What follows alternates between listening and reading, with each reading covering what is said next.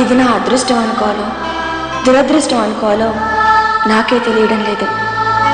నాకేదన్నా జరిగితే ఇంతగా తల్లడిల్లిపోయే వ్యక్తి భర్తగా దొరకడం నా అదృష్టం. కానీ అలాంటి అనురాగమూర్తి చేత ఇలా సేవలు చేయించుకోవాల్సి రావటం నా దురదృష్టం.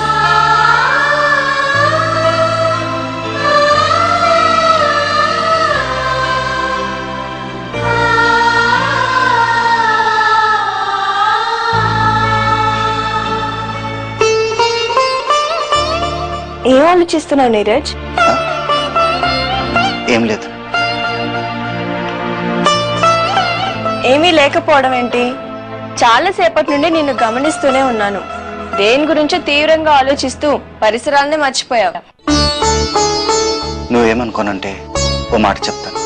అనుకోనులే, చెప్పు. మన ఇంటికి గెస్ట్ గా వచ్చిన వ్యక్తి చేత ఈ పనులన్నీ చేయించడం బాగుంటుందంటావా? నువ్వు మాట్లాడేది రేఖమ్మ గురించేనా? అవును. ఈ విషయం నేను రేఖమ్మతో ఎప్పుడో మాట్లాడాను. నాకు ఇలా ఉంటేనే ఇష్టం, నాకు అడ్డు చెప్పొద్దు అని నా నోరు మోయించేసింది.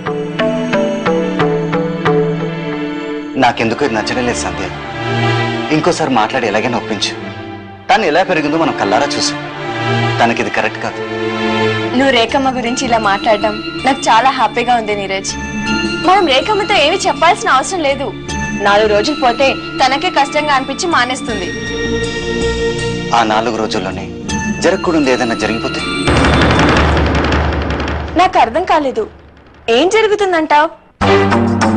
నా భయాలు నాకున్నాయి. నువ్వు తనని నమ్మినా నేను నమ్మలేను. నీకు తోడుగా ఉండడం కోసం వచ్చానని అంటుంది కానీ ఆ కళ్ళల్లో నాకేదో కుతంత్రం కనిపిస్తుంది. మళ్ళీ వెళ్ళిపోయావా? ఏదో జరుగుతుందన్నావు, అదేంటో చెప్పు. ఏం లేదు, పడుకో.